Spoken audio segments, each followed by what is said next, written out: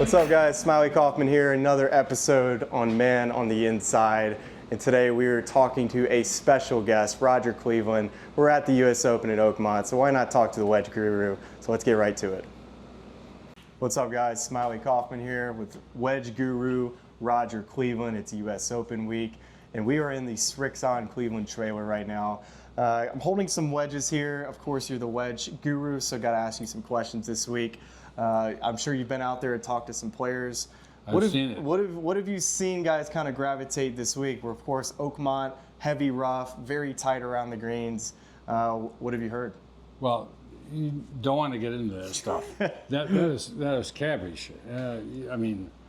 I see them practicing in the short game, and they're trying all kinds of different things. And machete comes to mind. You know, something like that would help. It's really bad. The ball sinks at the bottom. You're going to see some really strange shots, but these guys are they're the best. So they have best long games, but they have really good short games. Yes, they do. This can go from everybody. They spend time in the short game. They have teachers that you at your clubs or wherever you play. There are teachers that can teach you this, and you can improve your games and lower your score by learning technique. You have to have great equipment. We'll talk about that in a minute. But they spend time in the short game. So yes. They're spending time in the short game area here, hitting all kinds of shots out of the rough. You go and try to recreate just all these possibilities of lies that you'll get out of the rough this week. Yep. And typically you'll see players, for the most part, try to add some bounce to their wedges to help them out of the rough. What exactly does that mean? And should players that are amateurs that play in heavy rough, should they think about adding more bounce if they're playing golf courses that have heavy rough? The reason why they do this, you have to get down to the ball in heavy rough. If you're on tight surrounds, which the surrounds leading to the greens are very tight. Yeah, and that's not necessarily. So you have to have bounce there. You have to have skid plate. You don't want to take any divot. You want to just skid right to the ball. The bottom of your arc should be slightly ahead of the ball. Right. Not behind the ball, it's ahead. You enter with a good lie, you'll enter the turf right before the ball, but the continuation of that arc will bottom out ahead of the ball. Yes. Yeah. Correct? And so, but in the rough, you got to get under the ball, and let's say my fingers are the rough and the ball is down here, you got to get down. So you have to be steep. Okay? Yes. So you got to, when you're steep and get under, you need to bounce to help you get out. So, but when you have these really tight lies around the green, the sand here is soft. Yeah, softing. Which, so you need bounce. You would need more bounce there. So, I guess my question would be: is how a tour player would think about how they set up their bag, knowing that they're going to need some bounce with their wedges. But when you get the really tight stuff around the greens, I always found that I liked having as little amount of bounce as possible, so that I feel like I got underneath the ball at setup. Yeah. But are there ways in which you can grind a wedge to where players feel like they can get underneath it? So bounce is, let me have this guy. Bounce, if I look at the wedge face on here, with the shaft at 90 degrees, that angle, that's your bounce angle. Yep. Now, if you look at the sole, there's also width. Let me see this. All right, so you have, the combination is bounce. Yes. Okay, so if you're wide bounce, you have more bounce. Or wide sole, you have more bounce, because when you open it up, that's the trailing edge. Yes. That's your bounce. If you have narrow, you typically have a steeper angle because you need it, because when you open it up, you have less bounce, so you need more. So if it was like super tight, and I came in here and say, hey, are you able to grind my wedge down a little bit? But technique, you have to be shallow. So, yes. But you still need 10 to 12 degrees of bounce, even in this, in my opinion.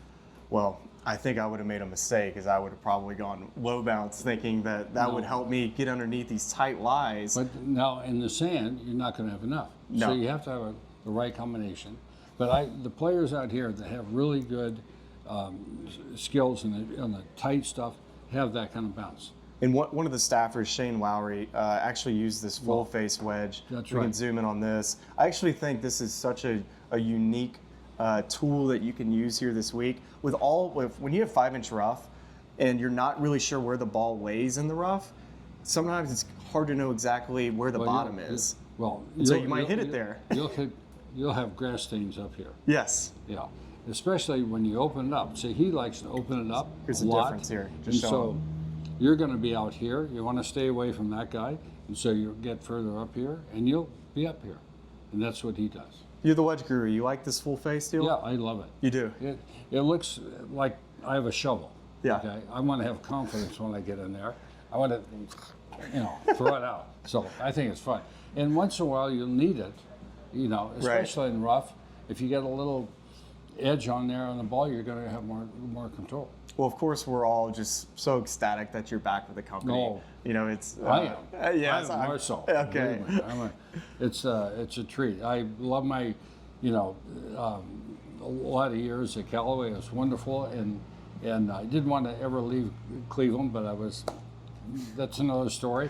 But I am so happy to be back. Well, I've only ever played a Cleveland wedge since I was a kid, so I grew up with this version of the wedge, and just the first one that you guys cooked up. Did you know immediately that it was going to be something that would change the game forever?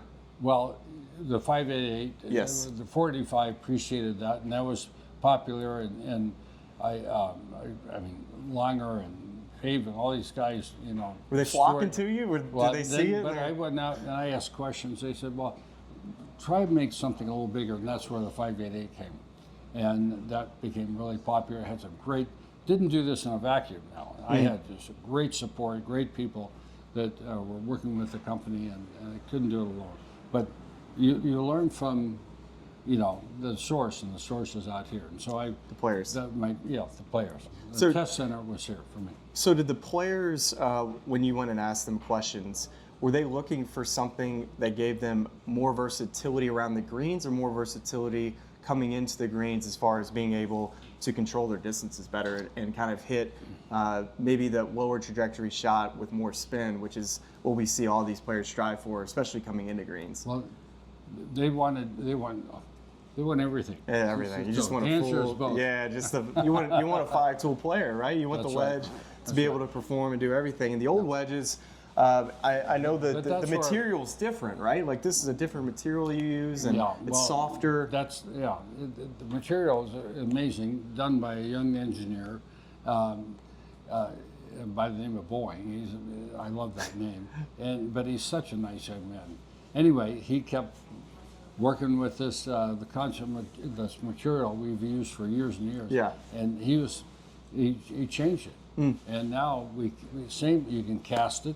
Okay, it has the same hardness and maybe a little softer, but that's what I feel as a player. That's incredible feel. You want a different feeling with wedges than you do your 9-iron. Like I feel like the 9-iron can get starting to juice. The wedges, you want it to feel like you can hit something soft and something hard and just have that versatility. That's right. But the key is when in a raw state, and these are raw, typically the material rusts, and that the edge gets rusty and it degrades spin. This edge won't rust. That's something that I learned today. I've always heard that leave your clubs out in the rain, let your wedges rust so you get more spin. We're here to tell you that this is the fact or fiction version, and we figured out that we don't want to rust. I thought the same thing, and so the guys, Trevino would leave it. I would send him wedges. He'd leave them outside. Yeah, exactly. Outside we all Texas, did. It's going to rust, and so, but it wasn't the case. It's interesting. And so, when you look at a lot of amateurs and how they set up their bag, what would be advice that you could give amateurs on what they can do to set up their wedges the proper way? Is it something where they add another wedge to their bag, or something that you feel like would be helpful for amateurs? Well, I think you have to look at the game you have and how strong you are. Okay, if you're older like me and getting shorter, you still spend some time in the short game. You can. I still have a good short game. Yeah. Thank goodness, but I work at it. But you have to. So guys on tour, when you're strong, you can have a 60 degree. That's fine. But when you get a little shorter, you won't be able to hit it as far. So go to a 58, or even your highest wedge of 56. But then look at your gaps. It should be 4 to 5 degrees. And iron sets, you say, are getting stronger through the pitching wedge. So if you can know what the pitching wedge is, you can gap them in fours. Do you like anything past a 60 degree? Not really. You can't. It's so you would not recommend that to an amateur? No, something in a 62 you have to degree? really practice a lot. Yeah. I used a 62 when I played. No, I'd say absolutely not. And 60, you know, a lot of, you know, really good pros use 58 and then go down. So that was you know, caused by the architecture of bunkers. Right. You know, so the bigger faces and so forth, they needed that. All right, favorite wedge you are most proud of being a part of your career? 588. Yeah. And who's your pick this week for the U.S. Open? Oh. And I'm not going to tell you who to pick, but there's about 12 or so players I'd like you to choose from. There's a well, we'll start with Mr. Fox, who did well last week. Yep, I would say winning as well. Yes. He needs to get some rest though. Yeah. Okay, he just came in down from Canada, so he's interesting. You have Mr. Srixon, who's playing really well. Okay, this Kopka guy, you know, he's doesn't show up much, but he shows up at opens pretty Yes, he well. does. Okay? Yes, he does. And Shane Lowry here, he had a lead on Sunday the last time we were in 2016. He's going into going back to Northern Ireland, you know, home for defending on the Open Championship. There's a host. Well, if you turn on the TV this year, if you're a golf fan, it's hard not to see a Srixon hat on Sunday because that's how well this team has done this season. And JJ Swan, you know, I mean, but you have to hit fairways. You have to hit fairways, 100%. It's been chip out stuff all week. You said it, Sepp Straka he drives it so straight. Shane Lowry drives it very straight. Ryan Fox is driving it really well too. You got to be there, and I'm missing some guys. Keegan Bradley, another guy, our captain. Captain Bradley. And this guy, Lucas Glover. That's right. Strikes Didn't he win the Open? Yeah, he was the last. Okay, he won the last actual in New York. The last player to win the U.S. Open coming from the sectional qualifying. So we'll see if anybody actually beats I got that this a chance week. to spend some time with him. He's a beauty. He is so good. He's so fun, creative in the bunkers. He showed me some technique in the bunkers I didn't know. It was really fun. I could go out here and I learn. You know. Well, you're gonna have to teach me some. Of course, you'll be the wedge guru, Roger Cleveland. This has been a fun conversation, and I really appreciate all the insight. And official pick? Do we get a pick? I'm not gonna pick. Not gonna pick. No. Not gonna pick. I'm gonna pick Srixon.